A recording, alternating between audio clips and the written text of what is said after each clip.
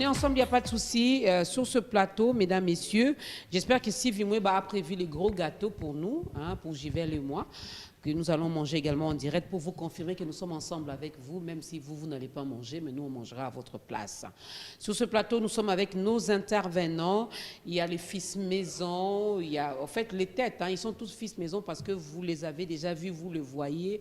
Ils sont tout le temps reçus également sur le plateau des On est ensemble et sur d'autres plateaux également de nos différents programmes. Il y a M. Patrick qui est là, M. Landa, bonjour, bienvenue. Bonjour, Maman Dorcas. Ça fait longtemps que je t'ai reçu. Très longtemps, mais on est là. Très heureux anniversaire. Hein. Non, c'est déjà fini, hein, ça. C'est déjà fini. Mais j'espère qu'on va... Il prévoit quelque chose de ces gens-là. Je ne sais pas si ici aussi, de nous ramener encore en confinement parce que la maladie est toujours là. Ah oui. Et elle a encore frappé à notre porte. Donc voilà.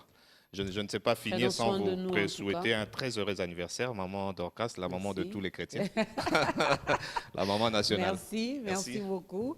Et à côté de M. Patrick, il y a M. Gaëtan Mayele, qui est manager général de Mayele Green. Bonjour, bienvenue. Bonjour, merci Maman Dorcas. C'est un privilège pour moi d'être ici pour la première fois. Ouais. On est ensemble le lundi. Le lundi, oui. Je suis un habitué de jeudi. La terre, c'est merveille et je profite de l'occasion pour vous souhaiter un joyeux anniversaire. Merci beaucoup. Merci. Je croyais que tu allais m'apporter quelque chose de couleur verte sur ce plateau. Ah, mais heureusement que je suis également en vert aujourd'hui, voilà, monsieur Landa. Voilà. Joyeux anniversaire à moi encore. Et ça, c'est l'avantage. Je suis né aujourd'hui et c'est moi qui suis à l'animation. Ne vous fâchez pas. Christian Emango, bonjour, bienvenue. Merci Dorcas, joyeux anniversaire. Merci. Réitéré, puisque dans les couloirs, on a déjà essayé de le faire. Oui, plusieurs fois. Mais on le fait publiquement maintenant, solennellement, pour qu'on ne vienne pas nous dire après que vous n'avez jamais fait ça. À la fin, malheureusement, les gâteaux aussi, ça ne se mange pas quand on a faim. Mais on a un petit creux, on aurait dû voir aussi les ngombe à côté, les tabacs aussi.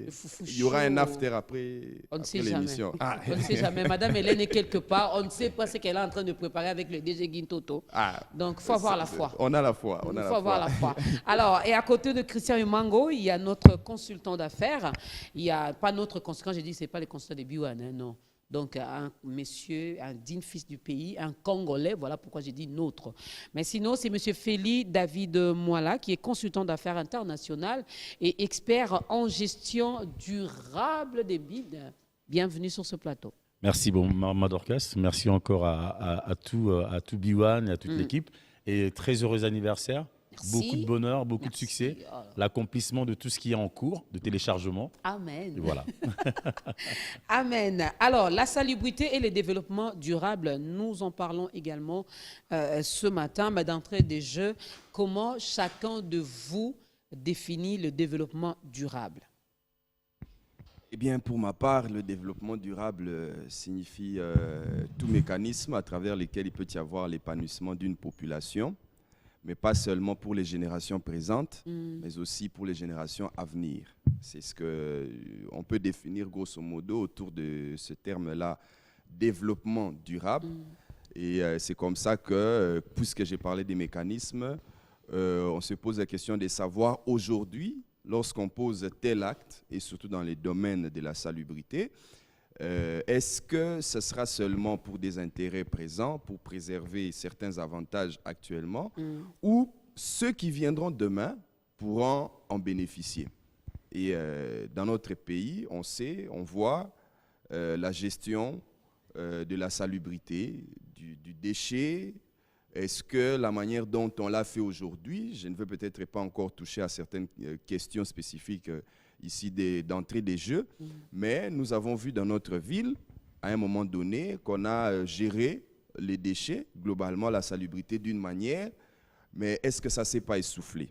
Est-ce que nous n'avons pas dépensé beaucoup trop d'argent de la manière dont on l'a géré et qu'aujourd'hui, les développements d'hier n'avaient pas été durables pour aujourd'hui dans la mesure où les mêmes déchets nous sont revenus, encore nous sont tombés sur la face, ou est-ce que c'est qu'on avait exploité hier, c'est qu'on avait ramassé par-ci, par-là, où est-ce qu'on les avait emmenés? On les a enfouis? Est-ce qu'on a traité? Est-ce qu'on a incinéré? Est-ce que tout ça fait en sorte que, même quand on est en train d'incinérer, est-ce que ça n'a pas d'impact sur l'environnement? Alors, toutes ces questions-là, c'est ça, à mon sens, qui définissent plus ou moins ce qu'on entend par développement durable. Monsieur Feli? Oui, merci beaucoup, Maman Dorcas. Développement durable, c'est un concept très, très technique. Malheureusement, l'approche a été toujours réduite dans plusieurs pays, pour le simple fait que le développement durable est très souvent associé au traitement de la pollution ou tout simplement à l'environnement. D'ailleurs, quand on entend développement durable, on pense forcément environnement. Mais le développement durable est un concept qui est né aux États-Unis il y a plusieurs décennies, qui vient de l'anglais Sustainable Development. Quand on le dit en français, parfois, on a plus le côté durable comme pour dire ça dure. Mais en réalité, l'idée ici, c'est un développement soutenu. L'idée du développement durable, c'est que pour que le développement tienne sur une longue période et sur des générations, il faut qu'il y ait des fondements stables qui le soutiennent. C'est comme le principe d'une construction de maison ou quoi que ce soit. Il faut qu'il y ait les fondements solides pour que ça dure. L'idée du développement durable, c'est gérer la planète, gérer les ressources en maximisant, mais tout en léguant aussi un héritage conséquent aux générations futures. Et puis, l'autre côté, c'est le côté, moi, j'aime pas le mot mondialisation, parce que c'est un mot qui n'a pas beaucoup de sens. J'aime globalisation, parce que la mondialisation n'a de sens qu'à partir du moment où on a des échanges, en fait, en réalité. C'est pas comme si on faisait un cadeau. C'est parce que les gens veulent tirer profit de chez nous, et etc. Donc, l'idée de développement durable, c'est dit, nous sommes dans une forme de village planétaire, où les frontières sont ouvertes, où les objectifs sont presque conjoints. Qu'est-ce qu'il faut faire? C'est penser global. Quel type de monde, quel type de planète nous voulons? Et agir local. Penser global et agir local de manière à ce que les objectifs et les idéaux convergent pour que le développement soit soutenu. Et il y a le pilier comme l'économie, le droit, le social et la culture. Voilà les piliers fondamentaux. Après, on aura l'occasion de développer là-dessus. J'espère que ces piliers sont également, moi je me bien qu'on ne parle pas d'une manière globale aussi, mais qu'on reste vraiment pour notre pays, qu'on reste en République démocratique du Congo. Lorsque nous parlons du développement durable ici chez nous, je n'exclus pas la salubrité parce que je sais que ça marche toujours ensemble, comme il a dit, salubrité, environnement et développement durable. Monsieur Landa, un mot? Ben voilà, je vais un peu aborder dans le même sens que M. Feli et mon très cher ami Christian Emango. Ben voilà, développement durable, je préfère le parler un peu simplement parce que là, c'était tellement technique oui. et je ne sais pas quand la maman là n'a pas compris et moi, je prends sa place. Mais voilà, parlons de l'insalubrité, parlons de nos déchets. Parlons de ce que nous avons chaque jour, comment on peut développer notre environnement en fonction de ce que l'on a, de ce qui se passe autour de nous. Comment on arrive à gérer même ce que nous avons comme déchets. Et là, dans la durabilité, il y a le temps. Dans combien de temps on peut utiliser nos déchets pour améliorer l'environnement et que ça dure? C'est tellement... je voudrais présenter la chose comme ça. Mais voilà, cette chose... Pour ne pas être technique comme M. Feli l'a fait, ça commence avec l'homme. Ça commence avec la personne qui veut gérer, qui veut développer son environnement avec ce qui se présente autour de lui, le déchet, je parle du déchet. C'est-à-dire que moi, j'ai toujours dit, le problème du monde, pour ne pas parler seulement de mon pays, comme Maman Dorcas me dit, c'est d'abord cet enseignement ou ces renseignements que la personne doit avoir. Comment gérer son quotidien, comment gérer ses déchets, comment gérer tout ce qu'il a autour de lui afin de permettre à son pays, afin de permettre aux gens qui sont avec lui de développer le milieu, l'environnement. Et que ce développement-là, que ça ne soit pas un développement d'aujourd'hui et demain. En français, on dit mieux vaut un tien que deux tu auras. C'est-à-dire que comment on peut faire avec ce qu'on a pour développer notre environnement. Je pense que c'est ça, d'abord, et qu'il faudrait que ce soit notre cheval de bataille au lieu d'aller déjà voir ce qui se passe ailleurs, penser à ce qui se passe ailleurs, parce qu'on n'a pas le même... la technicité n'est pas la même. Voilà. Monsieur Gaëtan Mayele, parlez-nous brièvement de ce que vous faites quand vous dites que vous êtes manager général de Mayele Green. Expliquez-nous brièvement. Ok, Mayele Green Engineering, c'est une start-up congolaise dont je suis le manager général et le fondateur, qui est spécialisé essentiellement dans les domaines de l'environnement, hydraulique et énergie renouvelable. Donc déjà là, je tombe dans les concepts développement durable. OK. Depuis un certain temps, nous sommes en train de traiter les déchets, les bio, les déchets organiques, bien sûr, et aussi les déchets plastiques. Qu'est-ce qu'on fait avec tout ça? Avec du biodéchet, nous passons par une technique qu'on appelle la biométhanisation. Excusez-moi, je vais encore être un peu technique. Voilà. Donc, la biométhanisation, c'est, en termes simples, c'est une fermentation qui nous permet à ce que les déchets soient biodégradés dans une enceinte qui ne permet pas d'échange de l'air. Donc, intérieur-extérieur, il n'y a pas d'échange. Et cela nous permet de pouvoir dégrader à travers, bien sûr, les processus biologiques et de pouvoir nous produire du biogaz. C'est ce biogaz que nous utilisons pour produire l'électricité. C'est le même projet que nous avons eu à soumettre dans un concours hollandais, Orange Corners, RDC. Et Dieu nous avait fait grâce. Parmi les 540 candidats, notre projet a été retenu et nous avons suivi la formation à l'incubateur qui est Ingenieux City dans la concession Procoki.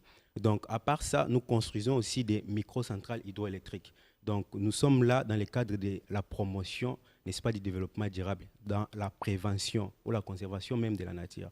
C'est un peu, en quelque sorte, ce que nous faisons. Waouh, bravo, bravo, bravo. Merci, madame. Hein, bravo, j'aimerais bien, comme M. Patrick l'a dit, la dernière fois, je crois le lundi passé, avec M. Feli, on avait parlé, et M. Christian, on avait parlé également de la salubrité. Et la conclusion était que Kinshasa était sale, pour ne pas parler de toute la RDC, mais que chacun de nous, chaque citoyen congolais, devait vraiment faire attention, car l'insalubrité nous a amené beaucoup de maladies. Il y a le taux de mortalité qui est tellement élevé à cause de l'insalubrité. Ce n'est pas parce que l'oncle nous ensorcelle ou la tante, mais c'est parce que l'environnement n'est pas bien assaini. Alors aujourd'hui, on revient pour parler de la salubrité, l'environnement et les développements durables. J'aimerais bien poser d'abord la question à Christian et Mango, s'il y a une loi qui a été adoptée pour le développement durable ici dans notre pays. Si oui, en quoi consiste cette loi? Eh bien, les lois, il y en a de tout genre.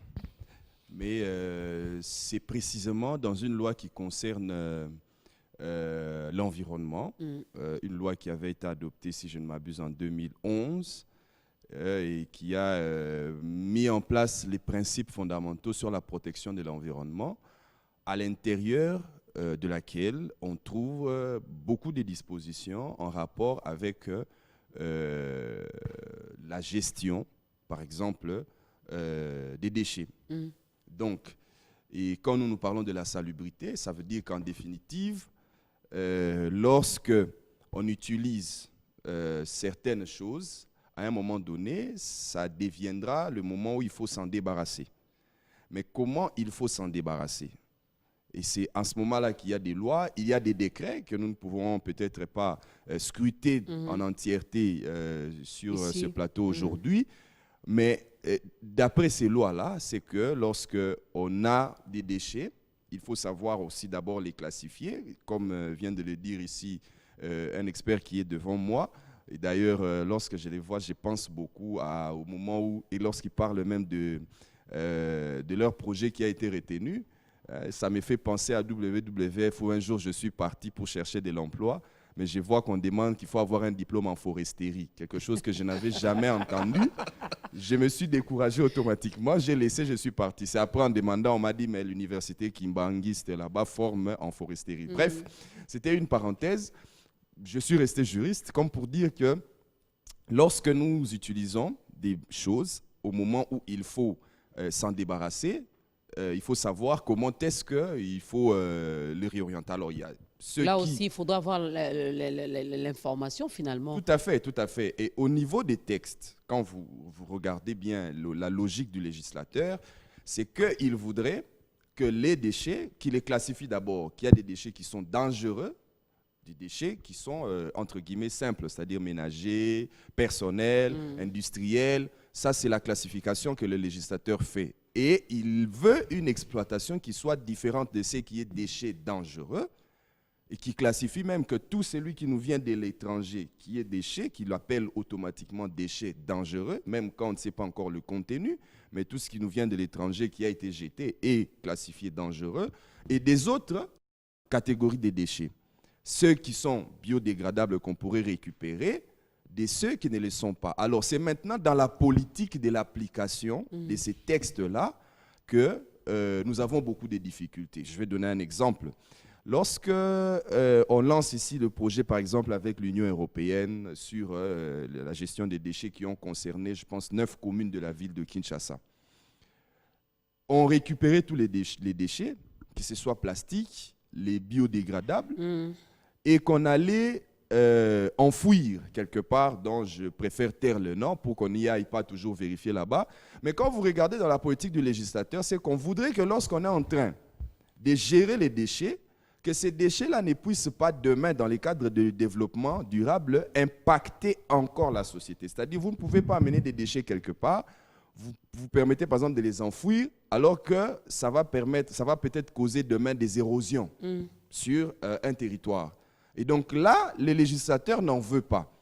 Mais j'ai remarqué par exemple que lorsque on a fait avec le projet de l'Union européenne, un projet qui était salutaire, qu'il fallait vraiment encourager, mais on allait enfouir les déchets de toutes sortes, que ce soit les déchets plastiques, il faut des millions d'années pour que ça puisse se transformer, des biodégradables. Alors, les biodégradables, qu'est-ce qu'on en faisait, comme l'a dit l'expert ici tout à l'heure, Monsieur Maëlle, on les exploite et on tire le gaz pour fabriquer l'électricité. Où est-ce que ça partait? Est-ce que ça restait ici au Congo ou est-ce que c'était vendu aux Européens?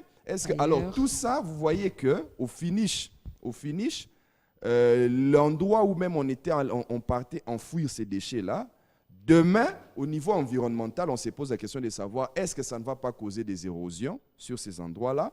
Est-ce que demain, quelqu'un qui ne sait pas risquerait d'aller là-bas construire? Et s'il construit, peut-être que ça va commencer à faire tomber des maisons. Donc, c'est un peu globalement cela, c'est qui est les lois, pour ce qui concerne la gestion des déchets ou la salubrité en termes simples ici au Congo. Et quelle est la politique du législateur?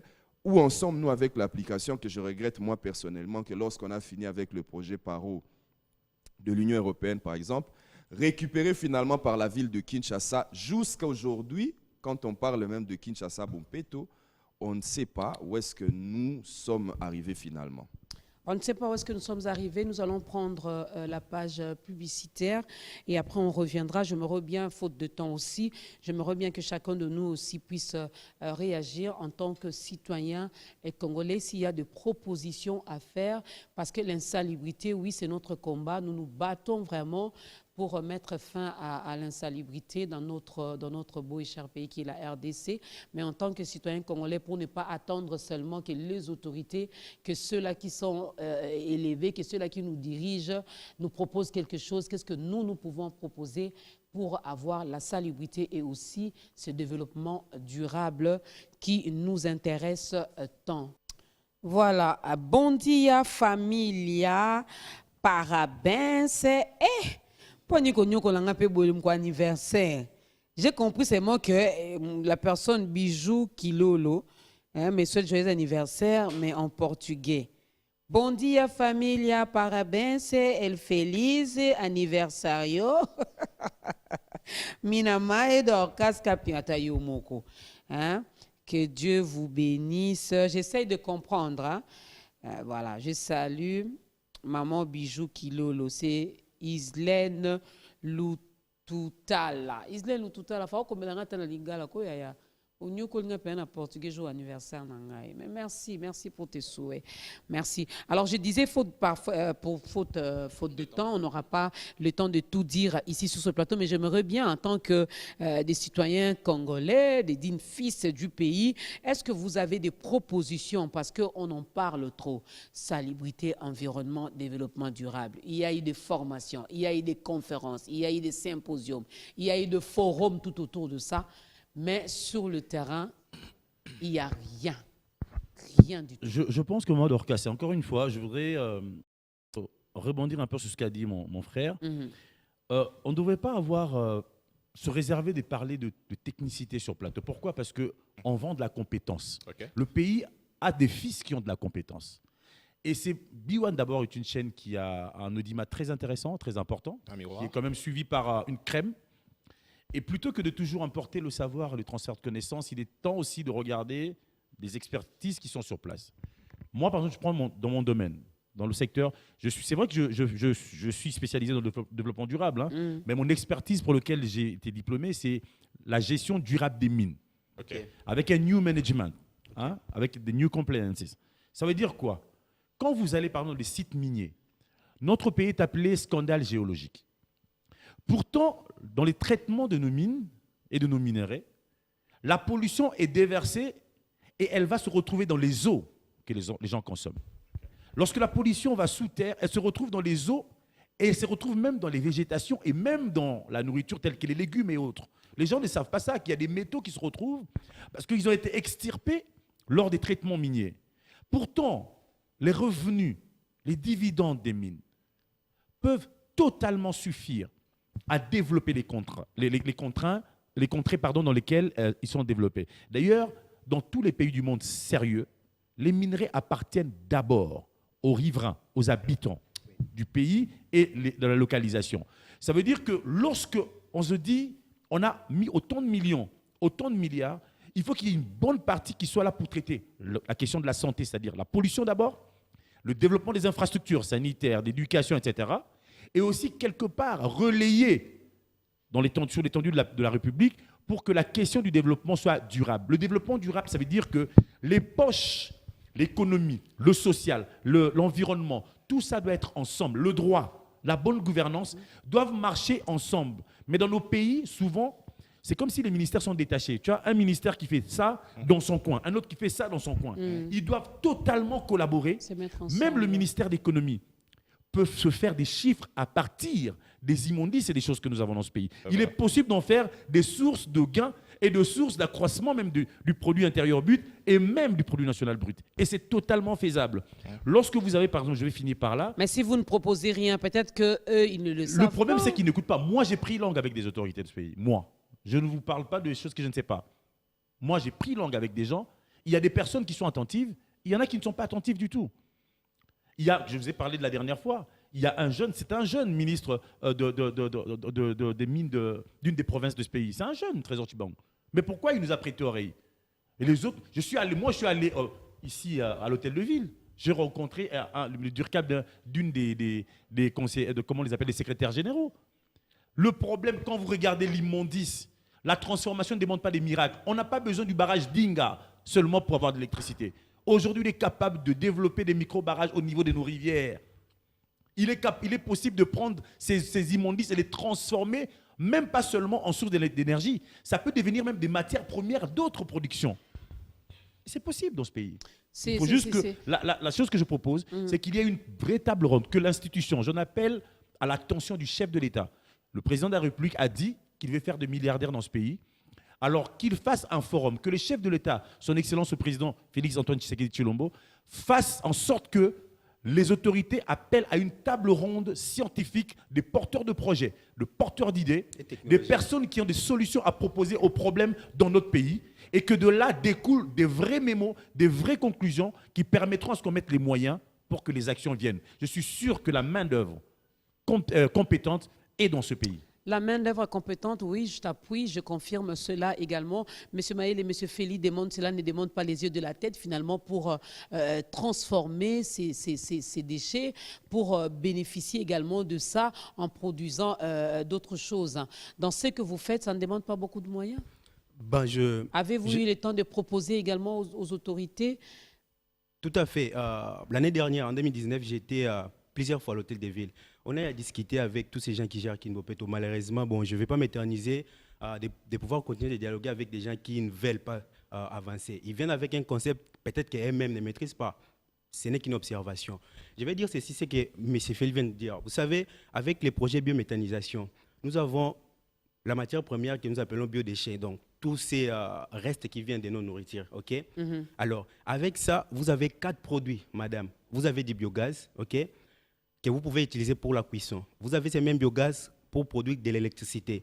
Vous avez des résidus, donc c'est-à-dire après biodégradation, après décomposition de la matière, il y a une bonne matière qui reste au fond de votre biodigester que nous utilisons ou soit comme engrais, ok, organique. Vous avez des légumes bio, c'est que nous amenons ici chaque jeudi dans La Terre et ses merveilles. Vous avez également des briquettes écologiques. Aujourd'hui, tout le monde se plaint de la déforestation. Mais nous avons des déchets ici à Kinshasa. Il y a, je crois bien en 2015, l'Union européenne avait chiffré la production, la fréquence journalière était, je crois, à 10 000 tonnes les jours. Okay?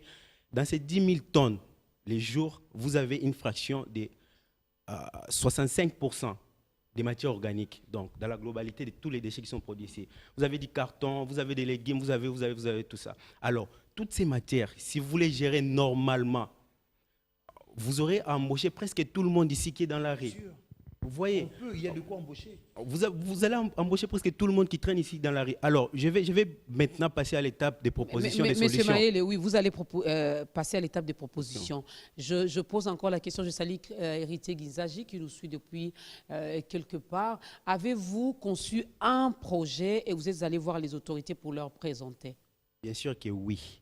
C'est le même projet qui a été soumis au niveau de Orange Corner RDC. Donc il faut que les autres viennent d'ailleurs pour venir nous découvrir. C'est malheureux. Vous comprenez, madame, c'est malheureux. Ces projets, avant même que Orange Corner ne vienne ici, parce que nous sommes de la première promotion ici à RDC. Ailleurs, ça a déjà débuté, je crois, il y a 2 ou 3 ans passés. Ces mêmes projets, j'avais soumis ça à l'hôtel de ville. Okay? Parce que lorsque j'ai entendu parler plutôt de Kin Bopeto, je me disais, waouh, maintenant ça va aller. Mais malheureusement, même les jours du lancement officiel, il y a eu confusion. Si vous regardez encore les images, vous allez voir que même lui-même, l'autorité, il a fait des mélanges. Il a mélangé encore les déchets. Vous voyez, donc ça fait très mal. Ça fait très mal. Donc nous pensons que ce que mon frère vient de dire ici, on doit se mettre autour d'une table, okay, scientifique et j'ajoute technologique. Voir, laisser entendre parler les jeunes congolais, et même ils ont de la compétence. Il a évoqué même les cas des micros et des picots centrales ici. Vous savez que la rivière Nsele, Njili et la Lokaya ici peuvent nous produire même jusqu'à 20 mégawatts d'électricité. Oui. Donc on n'aura pas un problème d'électricité. On peut donner de l'électricité. Des Inga, on n'aura pas besoin de Inga. Madame, je suis en train de construire. Il n'y aura plus de délestage. Et la conséquence, c'est qu'on peut exporter. On peut totalement vendre notre électricité et nous faire beaucoup d'argent. Quand je vous parle, je suis en train de construire une centrale hydroélectrique sur la rivière Maya Pembe. J'ai des images sur mon téléphone, je vais vous montrer après l'émission. Malheureusement, on ne saura pas balancer les images maintenant. Okay? Cette centrale-là va produire jusqu'à 50 kW. Ça va desservir toutes les concessions voisines, de là où je suis. Vous voyez un peu, donc, c'est pas les moyens qui manquent dans ces pays. C'est juste. Et un manque de volonté. Non, c'est pas. Mais nous, on a les mêmes à la SNEL. S'il vous plaît, vous devez savoir une chose. C'est depuis 2014 qu'au niveau du Parlement de l'Assemblée nationale qu'on avait voté la loi portant sur la libéralisation. Voilà. Voilà. Donc, c'est tout le monde ici, même les secteurs privés comme publics. Tout le monde peut produire l'électricité et vendre. Mais pourquoi on doit rester dans les noirs comme ça pendant qu'on a des compétences? Monsieur Félix, un point. La Société nationale d'électricité doit comprendre qu'elle n'a aucun danger dans la libéralisation parce qu'elle détient la clé de la gestion des électricités. Importer, exporter. En fait, tout est question de connaissance. Tout est question de connaissances et de collaborer aussi, de ne pas avoir peur. Pour dire, ben, c'est lui, là, Christian, et moi, on vient avec des propositions comme ça. Moi, je risquerais de perdre finalement ma place. Non.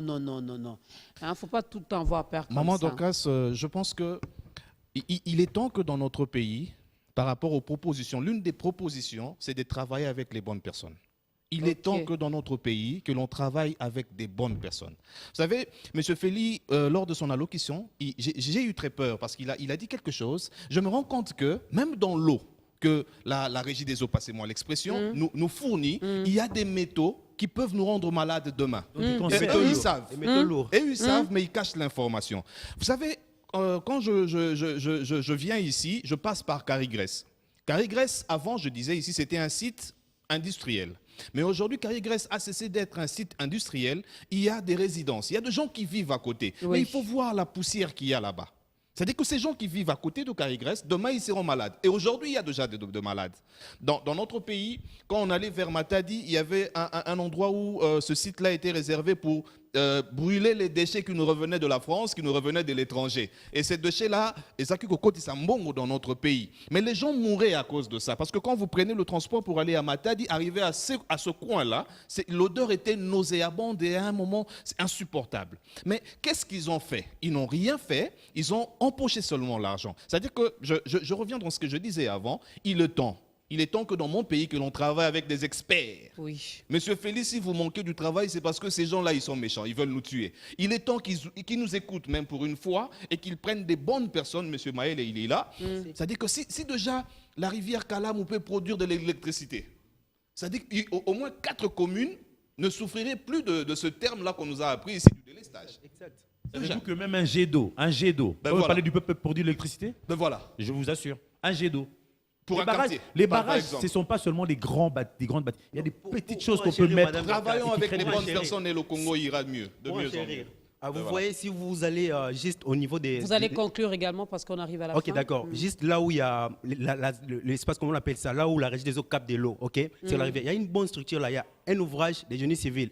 Et alors là, l'eau passe avec une vitesse incroyable. Vous pouvez mettre une roue hydraulique là, une hydrolienne, et vous avez de l'électricité. Vous voyez. Alors, en matière d'insalubrité ici à Kinshasa, ce que j'aurais peut-être proposé comme dernière solution, c'est d'abord de pouvoir passer à cette étape qu'on appelle l'information.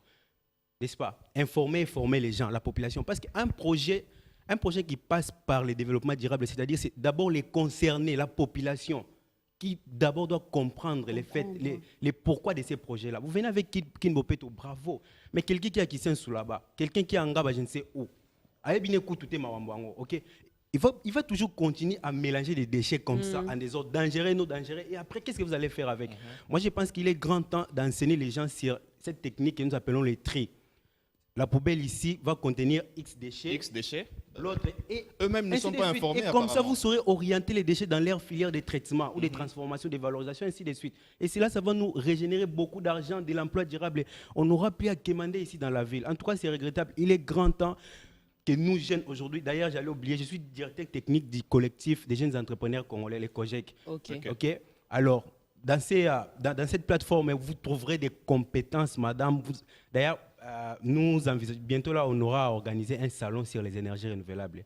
Et je pense que B1 va nous accompagner dans ça. B1 aime ces genres de projets. B1 est pour le développement. B1 est pour les changements. Un dernier mot, monsieur Un Patrick. dernier mot, ça serait une question peut-être au gouverneur. Je pose cette question directe. Les tonneaux qui nous ont placés sur l'IMET, là, c'est pour mettre quel type de déchets? Ils ne nous ont pas dit.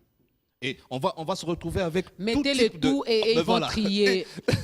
Quand ils vont enlever, ils iront trier. Il y a une équipe qui va être là pour... Mais la je vulgarisation fais pas comme demande à ce que, déjà, que l'on nous dise ceci, c'est pour tel type de déchets, dégradable ou biodégradable. C'est-à-dire qu'il faudrait déjà que l'information passe. Mais l'information n'est pas passée. On a vu des tonneaux. On fait quoi avec? Ça veut dire que celui qui a lancé le projet Kinbopeto lui-même n'était pas informé. Malheureusement. C'est ça mon pays. Et M. Félier est là, il est chez lui, normalement. Malheureusement, celui qui a lancé également Kinbopeto devait normalement consulter également Bopeto Les Nabiso experts. parce que oui, les gens qui étaient déjà sur terrain, les gens qui ont maîtrisé certaines choses, certaines méthodes, pourquoi pas certaines techniques également. Mais quand on pense que si je les associe, ils vont bouffer mon argent, bon, on les met de côté. Conséquence, ben nous, on va tout mettre dans le tonneau que vous avez placé. la Félix, un sorcellerie. dernier mot? Oui, un dernier mot, Maman Dorcas, en parlant de ce que mon frère a dit. Nous sommes dans ce pays, nous luttons avec les moyens du bord, Maman Dorcas. Et je vous dis, je tiens en main un projet d'installation d'usines de traitement de déchets. À fonds propres, je précise, je n'ai pas été sponsorisé, à part une personne qui m'a soutenu. D'accord? Maman Dorcas, je suis rentré dans des portes. Je vous parle de, je vais vous montrer après, installation d'usines de traitement de valorisation de déchets. Ok. Et je l'ai fait seul. Je suis allé frapper à des portes. Certaines personnes m'ont dit, ah, ça ne marchera pas. Ils ont copié à tout mon robot. Clairement, c'est ça, en main. Deuxièmement, moi, j'ai été dans nos pays, à l'extérieur, pourquoi on dit nul les prophètes chez soi? Maman Dorcas, j'ai été associé, c'est à vérifier, hein, je lance le défi. J'ai été associé en 2015 au grand salon qu'on appelle SEMICA. Séminaire de mines et carrières, on parle de développement durable, on parle des projets d'électrification de l'Afrique. C'était au Burkina Faso qui n'a que 8 mines. Le Burkina Faso. Et j'ai été même associé à la négociation, pour parler des changements de leur code minier. Mais revenu dans notre propre pays, qui nous prête son oreille? J'ai été appelé en Haïti. J'ai travaillé dans certains pays en Amérique, même latine. Mais dans mon propre pays, combien de personnes nous donnent leur oreille et leur attention. Nous sommes là, nous t'avons donné notre oreille et notre attention. Voilà pourquoi nous t'avons reçu. Et j'espère qu'il y a quelqu'un qui est en train de nous suivre. Vous allez me dire quoi, Christian Emango? C'est que moi, je donne comme proposition, c'est premièrement, que Balonglano Bilangande n'a pas gouverneur. Pourquoi vous rigolez? Soit entre parenthèses, Gobi la proposition. Je n'ai rien à voir contre vous, monsieur le gouverneur, continuez votre travail, mais il faut le faire bien. Ce que nous demandons plutôt, c'est de commencer d'abord par la sensibilisation, comme l'a dit toutes les personnes qui sont ici sur le plateau, parce que, je ne veux même pas parler des autorités, mais de nous-mêmes. C'est-à-dire que la population ne comprend pas que ce que lui il appelle déchets, il faut que boaka, et zakop, et zalar. C'est d'abord le problème avec notre propre population. Les gens ne savent pas que déchets na yewana et zala. Et d'ailleurs, je vais leur dire que tous les déchets que vous avez jetés à Kinshasa, tous ceux qui habitent les communes environnantes de Gombe, tous les déchets que vous avez jetés à Kinshasa entre 2009 et 2015, on a fabriqué du gaz avec, qu'on a donné aux Européens pour leur courant. Est-ce que Bino a besoin d'un courant? Non.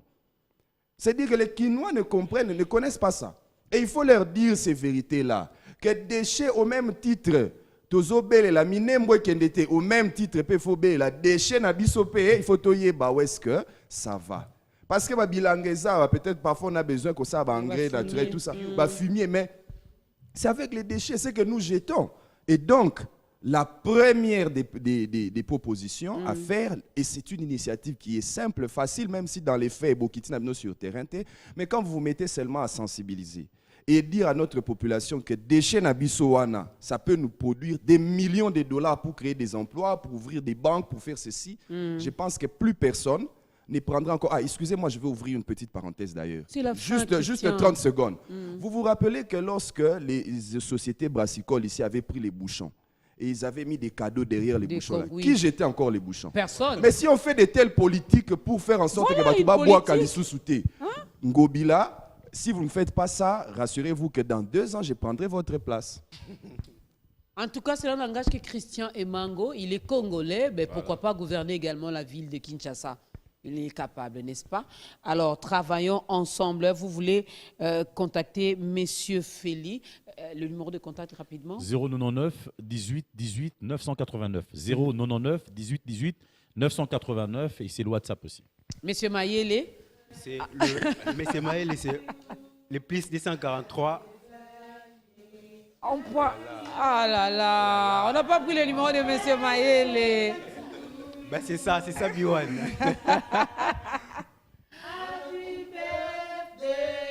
To me. Mais avant, je vais...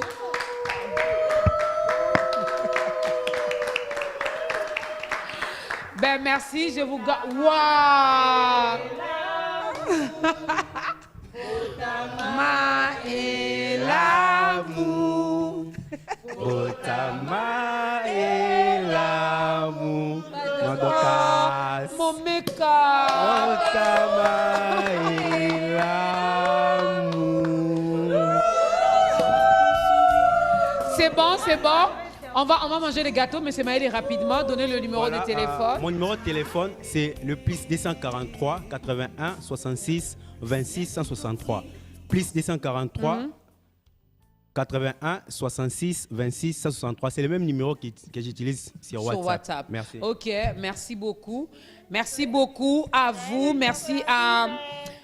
Bon dia, joyeux anniversaire maman Dorcas Kapinga, que du bonheur. Maman, la paix, la joie, beaucoup de sagesse, Tolanda Kayo. Fort bisous maman. Bisous également à toutes les personnes qui nous regardent depuis l'Angola. Nous vous aimons énormément. Nous aimons la RDC, nous aimons notre pays. Alors prenons bien soin de notre pays. La salubrité, oui, ce ne sont pas les anges qui descendront pour assainir notre environnement. Chaque Congolais, là où il est, il doit se lever, assainir son environnement, assainir son milieu. Et les déchets que nous utilisons, les déchets que nous jetons, sachant que cela peut nous produire également ou faire entrer également de l'argent. N'est-ce pas? Beaucoup d'entrées. Ils ont parlé ici de l'électricité. En tout cas, tolembi ba délistage, tolembi ba nini, ba foule wana ba déchets wana. Et que ça la biso pe que na ba mainos tozana ngona Congo, tozana courant Yaki Itoko. Monsieur Maël est là, Monsieur Patrick est là, Monsieur Feli est là, Monsieur Emango est là, Biwan est là, Bisso est là. Pourquoi pas travaillons ensemble pour le développement durable. C'est possible. La semaine vient de commencer avec notre bébé Dorcas Kapinga, n'est-ce pas? La semaine continue avec On est ensemble, je serai avec vous. Si Dieu le permet, le vendredi, pendant ces temps, je coupe notre gâteau parce que mon voisin de gauche est mon faux jumelle. Joyeux anniversaire à nous. Alors, c'est lequel de gâteau que je prends? Oh là là, tout, hein? Oh là là. Bon, vous avez vu? Tout ça là, c'est pour moi. Tout ça là, c'est pour moi. Les autres vont prendre l'autre partie. Attention au sucre. Hein? Non, M. Bangarib est là. Je vais manger les bonobos le jeudi.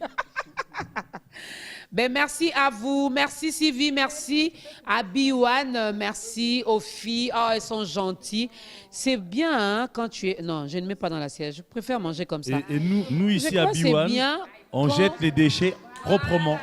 Ici, les déchets sont bien je gérés. me sens aimée. Oh là là. Joyeux anniversaire. To me, to me, to me. Juvel. To me, to